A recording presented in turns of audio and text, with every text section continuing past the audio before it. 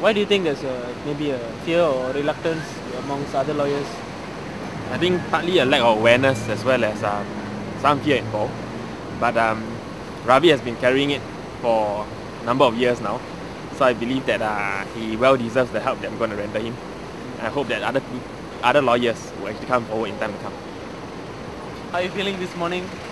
We are feeling very elated by the fact that at least one lawyer like Chee has stepped forward in defense of civil liberties. As what Cha said, that there's very little that we can do in the court as lawyers, because the High Court has defined the issues and the arguments are very watertight in terms of the potential constitutional issues that can be raised. And this case had already gone before with a similar charge of exactly speaking without permit, and the courts have defined these issues by way of 2 criminal motions that the applicants took in the High Court, as well as a magistrate's appeal launched by Dr. Chee in a similar charge before. So it's extremely difficult for us to set up any defense. This is the one I'm going to present as evidence.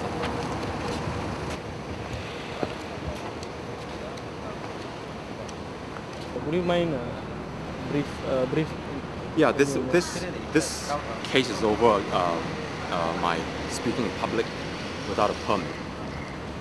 It's the second of a total of 8 charges, and I've always held the view that it's important that Singaporeans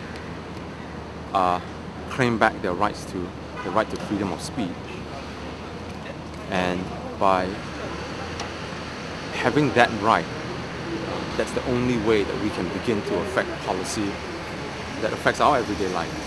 So that it's important and issue fundamental principle that we cannot do without.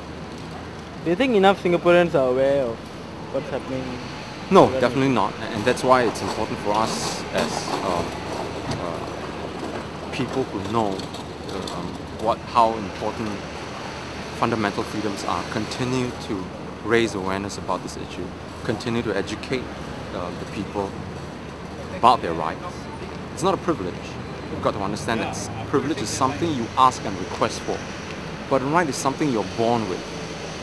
Your right to sight, for example, your right to be able to walk around freely, those are your rights, and people cannot, the government should not have be able to stop you in terms of these rights. What are your hopes for the outcome of this case?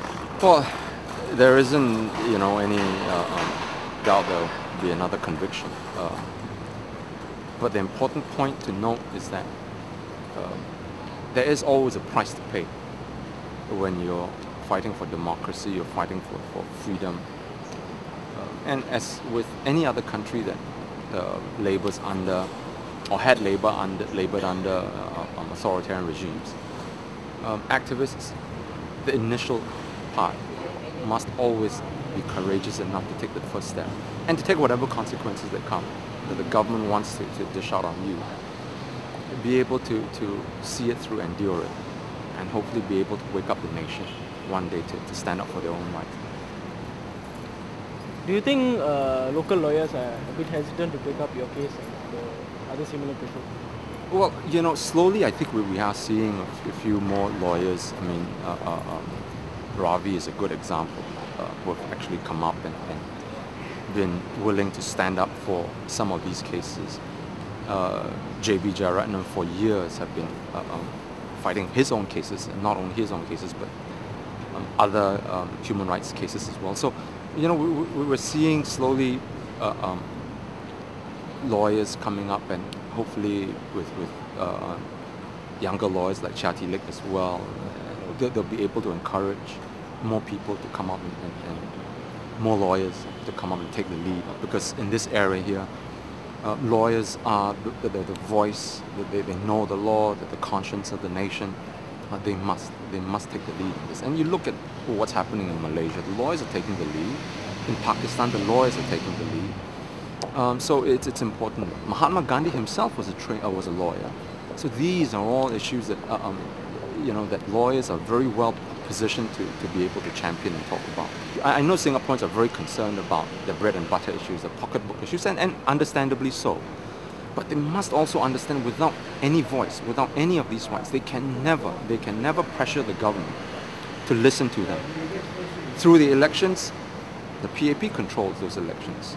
They'll never be able to affect policy, get the PAP to change policy, just simply through elections. There's another avenue, and that's open to them, and that is your freedom of speech, your freedom of peaceful assembly. And if you see that throughout the region, whether it's in Malaysia, or whether it's in Hong Kong, Taiwan, Korea, all these are rights of citizens, and that's one very effective tool that we can use to make sure that the government continues to listen to the people.